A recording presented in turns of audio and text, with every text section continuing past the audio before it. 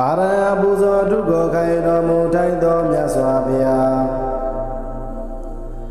အာရဟံကိလေသာကိစေတော်မူသောမြတ်စွာဘုရား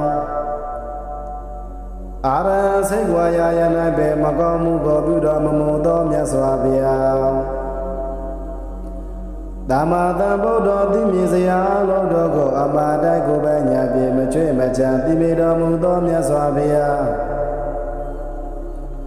ဝိဇ္ဇာစရဏတပံသောဝိဇ္ဇာသုံးပါးဝိဇ္ဇာ7ပါးจิตတိလ15ပါးတို့နှင့်ပြည့်စုံတော်မူသောမြတ်စွာဘုရား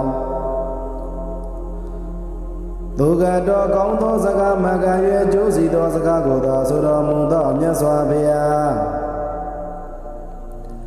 လောကဝေတုတတ္တလောကဩဃာတလောကသင်္ခါရလောကဆိုအပ်သောလောကသုံးပါးကိုသိမြင်တော်မူသောမြတ်စွာဘုရားအနောင်တရပုရိသဓမ္မတရတိဆုံးမတိုက်တော်တရဝါတို့ကိုအတုမေစီဆုံးမတော်မူသောမြတ်စွာဘုရား